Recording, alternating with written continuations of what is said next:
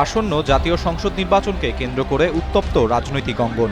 বিশেষ করে কোন দলের সঙ্গে কার জোট হচ্ছে, কে কোন আসন থেকে নির্বাচন করবেন, সেই আলোচনা এখন talk of the country. 25 December বিএনপির ভারপ্রাপ্ত চেয়ারম্যান তারেক রহমান দেশে ফেরার পর থেকেই ফুরফুরে মেজাজে আছে দলটির নেতাকর্মীরা। অন্যদিকে নতুন নির্বাচনী জোট গঠন নিয়ে রীতিমতো বেকায়দায় জামাত এনসিপির মতো রাজনৈতিক দলের নেতারা।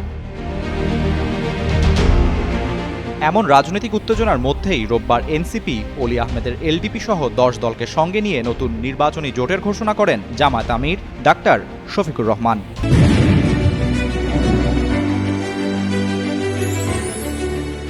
এরপরই রাজনৈতিক অঙ্গনে শুরু হয়েছে নতুন সমীকরণ। নির্বাচনী তফসিল অনুযায়ী এই মুহূর্তে ভোটের প্রচার ও জনসংযোগ বন্ধ থাকলেও আগামী 3 জানুয়ারি ইনকিলাব মঞ্চের আহ্বায়ক শহীদ শরীফ ওসমান হাদির হত্যাকারীদের গ্রেপ্তার ও বিচার, অবৈধ অস্ত্র উদ্ধার ও সন্ত্রাসীদের ধরার দাবিতে মহাসমাবেশ করার ঘোষণা দেয় জামাত।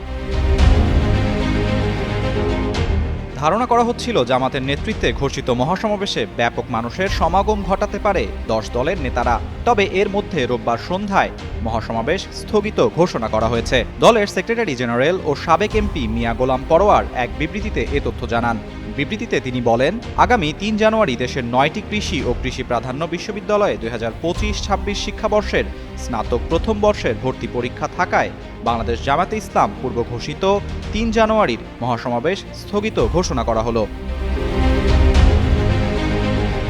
এদিকে জামাতের নির্বাচনী সমঝোতা করা নিয়ে বিরোধে জড়িয়েছে এনসিপির শীর্ষ নেতারা। সেই ধারাবাহিকতায় হঠাৎই জাতীয় নাগরিক পার্টি থেকে পদত্যাগ করেছেন দলটির জ্যেষ্ঠ যুগ্ম সদস্য সচিব তাসনিম জারা। পদত্যাগ করে তিনি এনসিপির দলীয় গ্রুপে লেখেন, প্রিয় সহযোদ্ধাগণ, আমি দল থেকে পদত্যাগ করেছি। গত 1.5 বছরে আপনাদের থেকে অনেক কিছু শিখেছি, সেজন্য আন্তরিক কৃতজ্ঞতা।